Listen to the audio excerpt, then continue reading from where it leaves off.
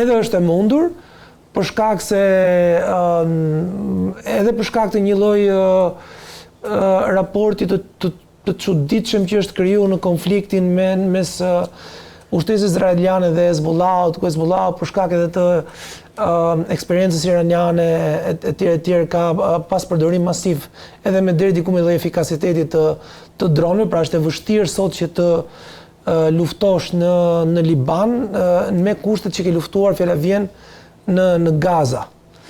Dhe kam përshtypjen që është më thjesht për tu tërheqë nga Libani, deri diku duke mbështetur edhe aktorë të ndryshëm në Liban në mënyrë që të balancojnë Hezbollahun, por për shkak edhe të një konstitucioni sociopolitik që ka Libani, është pak e vështirë që të gjesh aktorë cilët ta minimizojnë ose ta neutralizojnë totalisht Hezbollahun. Hezbollah është dhe do të mbetet një gjëmb në trupin e Izraelit, cili do ta shqetësojë gjithmonë. Klet, ndërkohë do kalojmë pak edhe tek Ukraina, po para se shkojmë te Ukraina, do shkojmë tek sulmi që Ukraina i bëri një anije iraniane. Si e vlerëson këtë moment? Duhen shifen rrethanat, por në rast se i referohemi shumë ligjërimit presidentit Zelenski, sidomos në momentin që Shtetet Bashkuara të Amerikës u futën në konfliktin me Iranin, ligjërimi i Zelenskit ka qenë ky: Irani është aleat i Rusisë. Ne jemi aleat Shtetet Bashkuara të Amerikës. Rusia lufton në Iran me dronët Shahid dhe natyrisht çfarë lloj goditje që ne japim Rusisë, ndihmon Shtetet Bashkuara në Iran. Është një lloj ligjërimi i cili më tepër e nënkupton sesa e nënkupton një farë koordinimi ose aleance mes Shtetet Bashkuara të Amerikës dhe Ukrainës, të cilat nuk është se ka një konflikt, për Irani nuk ka një konflikt me Ukrainën, të drejtë për drejtë. Nuk ka, po edhe vetë Ukraina me Shtetet Bashkuara të Amerikës, paktën me anën e presidentit Trump, nuk është se i ka pasur marrëdhëniet kaq ngushta. Zelenski gjithmonë e ka përdorur konfliktin me Iranin si një mënyrë për të afruar apo për të nënkuptuar një lloj në mos aleance, mirë kuptimi ose të vendosurit përpara asaj që ndofta Zelenski e mendon, por nuk e thot. Është aksi i keqes. Po, dakor. Ai një metaforë e aksit të keqes në cilën vendosen si Irani si Rusia. Se është në Washington Zelenski. Për të mos thënë dhe tjetrën që Zelenski ka parasysh që Irani nuk është thjesht një aleat i Rusisë, por është edhe një lloj guri me cilin Rusia mund të luajë rol të rëndësishëm në lindjen e mesme. Të mos harrojmë diçka tjetër shumë të rëndësishme, është që ndoshta në momentet në vijim, Rusia të mos jetë një prej, ose mund të jetë një prej aktorëve shumë të rëndësishëm, i cili do të mundsojë bërthamorizimin e Iranit. Pra mund t'i japi mundësi teknik për të facilituar programin bërthamor. Duke bërë këtë natyrisht që sposton vëmendjen e Shtetit Bashkuar të Amerikës nga ambientet tjera gjeografike drejt Iranit, dhe në të njëjtën kohë pra e mban të impenjuar me Shtetet Bashkuara të Amerikës, dhe kjo në një konflikt global i cili nuk luhet vetëm në Ukrainë, ose Rusia nuk e luan vetëm në Ukrainë, po tenton ta luajë edhe në ambiente të tjera, ka tentuar ta luajë edhe me Venezuelën, ka tentuar ta luajë në Afrikë, apo tenton ta luajë edhe republikat e tjera të Ish-Bashkimit Sovjetik, atëherë normalisht që Irani është pjesë e kësaj strategjie. Goditja e një anije iraniane mund të jetë rastësi, mund të jetë edhe pjesë e asë të shëse mund të justifikohet në kuadrin e konfliktit apo të armatimit të Rusisë me armë iraniane, por deri më tash ne nuk kemi pasur goditje le të themi nga Rusia të objektivave perëndimor të cilat mundet ta furnizojnë në Ukrainën në armë, edhe pse kjo ka qenë gjithmonë një lloj kërcënimi që që rusët kanë bërë ndaj aktorëve evropianë. Ndërkohë, Kled, Irani ka kërcënuar që do të hakmerret për atë goditje nëpërmjet raketave. Atëre, unë nuk e besoj që do të hakmerret, sepse do të ftonte në konflikt edhe vende të tjera. Pra do të ftonte edhe vendet evropiane të cilat kanë qenë të ftohta në konfliktin me Iranin. Dhe nuk e besoj, sepse funi fundit është një lloj provokimi i cili mundet edhe ta anashkalohet. Natyrisht Irani mund të sulmojë edhe Shqipërinë për shkak se tush rreziku që mundet t'i ofrojë Shqipëria është shumë më herë më i prekshëm se sa që mund t'ja japi, se sa që mund t'i ofrojë Ukraina. Ukraina po jep edhe këtë ndihmën e këtyre vendeve të gjirit, këto për ndihmën. Teknologjia është gjë tjetër. Në rast se Shqipëria ka një aktor politik i cili konsiderohet si jo vetëm destabilizues, por si rrezik për regjimin e Iranit, për bën më tepër rrezik se sa që përbën Ukraina. Teknologjia është diçka që lëviz në këto kushte, dhe në rast se do të merresh kjo si lloj provokimi, atëherë bota do të ishte një lloj konflikti permanent, se fundi fundit çfarëdo lloj teknologjie që ti mund transferosh në një vend luftë mund të konsiderohet si pjesë e ushqimit të aparatit të luftës. Besoj që janë le themi kërcënime të rastit, retorike, por në rast se do të materializoheshin, atëherë kam përshtypjen që do të ftonte shumë aktorë të tjerë politikë dhe për më tepër do të polarizonte rreth Ukrainës shumë më tepër solidaritet se çka sot. Ndërkohë, Kled, ka bërë jehon një deklaratë Vladimir Putin në raport me fatin e Ukrainës. Sipas tij, ka qenë Moska dhe Bashkimi Sovjetik në atë kohë, Stalini, ajo që ka garantuar sovranitetin, integritetin territorial të Ukrainës. Dhe futja në luftë me Moskën do të prodhojë automatikisht, sipas Putinit, zhbërjen e Ukrainës në kuptimin që Polonia do të marrë atë pjesë që mendon se i takon. Këto janë në fakt Ukraina në formën që është sot është produkt i luftës dytë botërore. Edhe pse ndryshimet territoriale në luftën e dytë botërore u ndërtuan në atë lloj forme ku u ligoduan shumë posedime gjermane në Evropën lindore, Prusia lindore dhe një rrip toke që sot është në posedim të Polonisë. Janë përzon 30-40 milion qytetar nga Evropa lindore plus të vrarë e tjerë drejt Evropës perëndimore. Një pjesë e territoreve të Bielorusisë, Lituanisë edhe të Ukrainës sot u morën nga Bashkimi Sovjetik dhe u integruan përkatësisht në Bielorusi, Lituani edhe në Ukrainë. Është ajo zona që thot historical Galicia historike, ka qenë i posedim i perandorisë austro-hungareze dikur, më pas i kaloi një pjesë e saj i kaloi Polonisë. Kryeqyteti i asaj zone ka qenë Lvivi, Lvovi, Leopoli që është sot një qytet me karakter, po doni para luftës dytë botërore, treqerek polak, pak Ukraina se kështu me radhë. Ukraina perëndimore ka qenë djepi i lëvizjes nacionaliste, e cila ka vazhdu në vitet 20-30 dhe që u forcu gjatë luftës dytë botërore në momenti që Gjermania zhbëri Poloninë dhe pushtoi Ukrainën. Ato kanë qenë vite në cilat pati një lloj kontrolli nga ana e faktorëve Ukrainas territorit, pa u shpall pavarësia. Mbas luftës dytë botërore, lëvizja për pavarësi të organizatat ukrainase kanë qenë dy organizata të cilat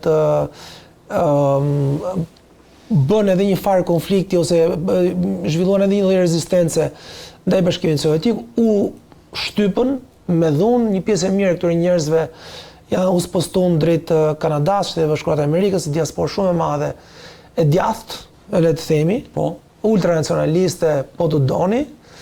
Dhe natyrisht që Vladimir Putin ka parasysh këtë. Ka parasysh që Ukraina është një ambient i cili ka dy fytyra. Është një territor i cili ka dy fytyra. Një fytyrë më pro-ruse dhe një fytyrë më pro-perëndimore. Zakonisht mbas të viteve 90 ka pasur gjithmonë në zgjedhjet presidenciale dy president të Republikës që alternoheshin. Një ishte më filo-europian, një tjetër më filo-rus. Po.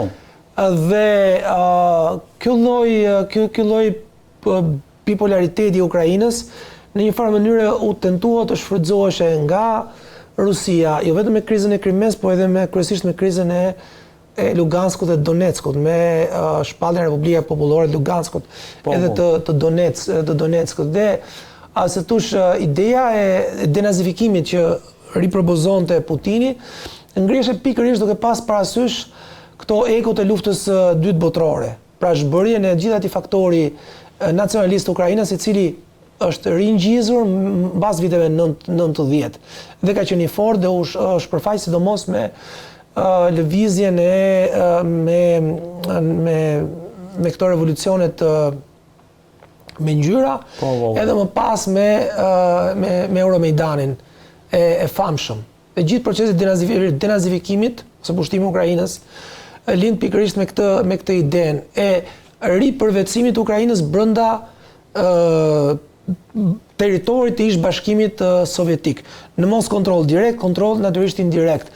Me këtë lloj ideje që po propozon Vladimir Putin, teorikisht po kërkon një lloj aneksimi të një pjesë të territoreve që neve i shohim, pra njohjen, dhe krijimi të një Ukraine që të vogël, ultranacionaliste, e cila do të reflektonte pak a shumë këto idetë e viteve 30 më tepër se sa ato që kanë ndodhur mbas të luftës botërore. Sa reale janë këto pretendime Vladimir Putin? Nuk besoj që janë në kushtet aktuale. Nuk besoj që janë reale, sepse një nga problemet e mëdha që u rishfaq mbas viteve 90, dhe për gjithmonë bëj referencë historike sepse janë të rëndësishme, ka qenë tentativa për të, sidomos në Evropën lindore, për të penguar çdo lloj ratifikimi territorial. Pra është pranuar deri diku ndarja pavarësia e territoreve të ndryshme në kuadrin e shteteve federale, duke pas parasysh që ka ekzistuar një strukturë paraprake, që të themon të republikat e Estonia, Lituania, Letonia që kanë qenë shtete para viteve 30 kur u aneksuan. Ukraina me territorin e saj si republikë e ish Bashkimit Sovjetik e fiton pavarësinë. Një Jugosllavi, Maqedonia etj.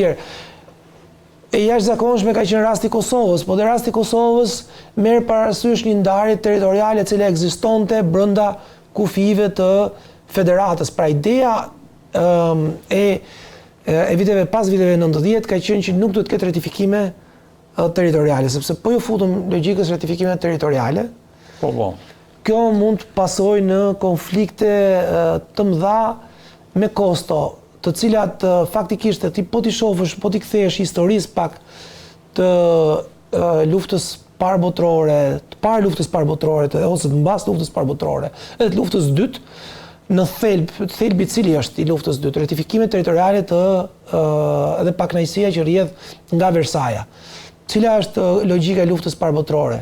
Ratifikime territoriale, konflikti që ka pas përkisht e Franca me Prusin në fund gjysmën e dytë viteve 800. Pra, çështja e territorit mbetet çështje e qëndësishme me luftën e dytë botërore, prandaj u bën në lindje edhe spostimet e mëdha të popullsisë, në mënyrë që asaj cope të Polonie që mbeti të përkonte etnikisht me polak, që nesër pas nesër të mos kishte konfrontime të përqendruara mbi përkatësinë etnike, pra një territor të banuar nga banor të cilët kishin si referencë një shtet tjetër.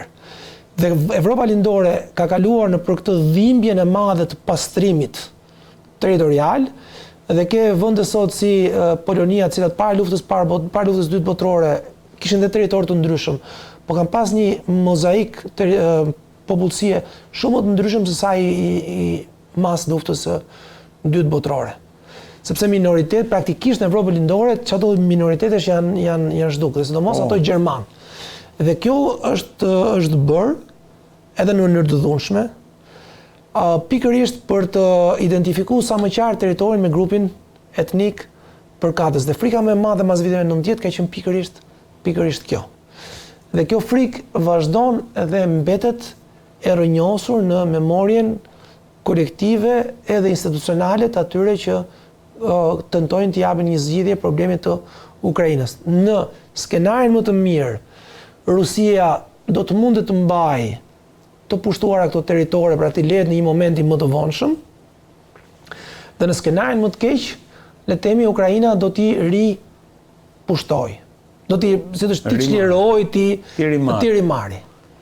E qartë, por nëse shkojmë tek ky skenari i zhbërjes, çfarë do të prodhonte për gjithë ato territorë aty, sepse Ukraina është një potencial gjeostrategjik i cili zhballancon pastaj raportet e Bashkimit e Rusisë me gjithë Europën. Sot, në rast se ti e merr sot, fjala vjen sot, Ukraina është bastioni më i rëndësishëm i mbrojtjes së Evropës. Po, në këtë kontekst po. Në këtë kontekst është i jashtëzakonshëm, si thosh, për rrethanat e faktit. Më tepër se sa si konstitucion, pra nuk është prodhues si bastion, por rrethanat e faktit e kanë bërë të tillë, të luftës e të tjerë.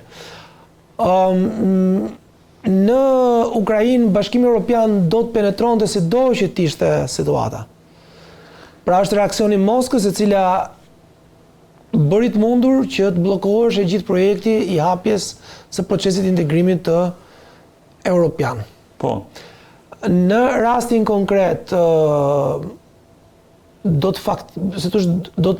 të merr si e mirëqen që Ukraina është pjesë e Bashkimit Evropian, por nuk besoj që në asnjë prej momenteve të ndryshme historike vendet të veçanta që janë bërë pjesë e Bashkimit Evropian janë faktorizuar si armiq të Rusisë.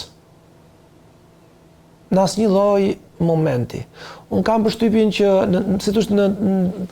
edhe vendet e Balltikut, që janë bërë pjesë e Bashkimit Evropian, që janë bërë pjesë e NATO-s, nuk e kam parë veten si armiq të Moskës. Më tepër të dyja këto struktura i kam parë si garanci suplementare për shkak të historisë që kanë pas me Rusinë dhe Bashkimin Sovjetik.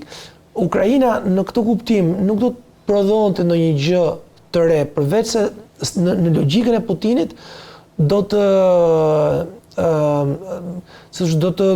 ta kthente, do të ligjëronte kontrollin që Rusia ka mbi ato territore, sepse edhe sikur të mbaroj lufta sot, fjala vjen, po, edhe të njihen Rusisë Ukraina, Donetsku dhe Lugansku dhe ajo pjesë e Zaporizhës në atë masë që është, deri diku besoj që Rusia do ta konsideronte veten si një vend të fituar.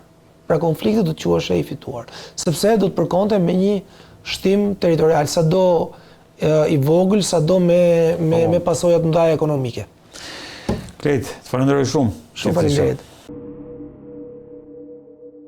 Në këtë pjesë të emisionit është bashkuar me mua Sazan Guri, profesor, kënaqësi që të kam. Kënaqësi që komunikojmë.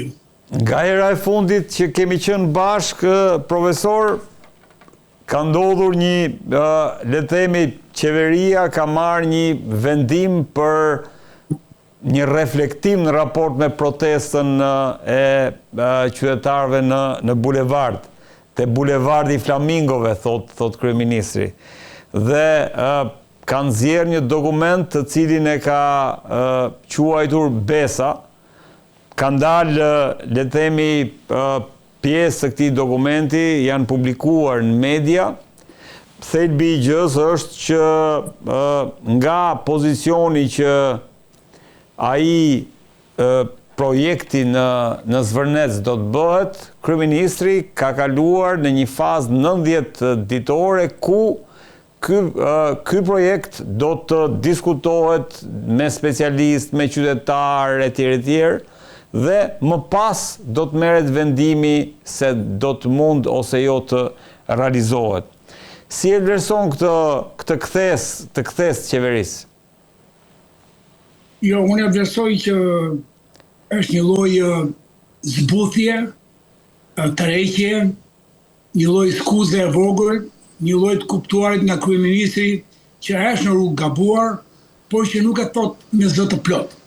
Dhe ç'bën si demagog që është, sepse demagogjia e tij nuk ka të mbaruar. Dhe sot njerëzit, shqyqyrë që ka dhe mjetet elektronike, që kanë memorie, se njeriu edhe për shkak të dashurisë për jetën, njeriu edhe fal. Jo se harron popullin, po fal. Pra thonë shumë njerëz që populli shqiptar ka kujtesë të vogël, është shumë e ulët kjo si shprehje. Populli shqiptar për shkak të një vetie hyjnore që ka si popull, bën sikur harron, i lë kujtimet e këqija mbrapa, por i mban mendin. Dhe në këtë pikë që do thoshja, populli që ai thot që bën një thirrje vetvetes apo vlerave të shqiptarisë, një lloj tërheqje, po çka ka bërë njerëz caktuar sot të mjeshtrat elektronikës që nxjerrin ato që ka thënë ai kur ishte në opozit 2012, 2013, 2011, 2008, me ato që ai s'ka realizuar. Pra, një demagogji e tij e skashme, bile mjeshtro. Goebbelsi mund ta marrë shembull. Goebbelsi, demagogu më i madh i nazistit në luftën e dytë botërore, mund ta marrë shembull. Në fakt demagogjia është veti e komunistëve. Edhe ky e zotron në mënyrë perfekte ideologjinë komuniste. Dhe këta e kanë një nga 10 tiparet e komunizmit që nuk thonë kur më fal, nuk të riqen, që janë demagog, që ta lënë dobi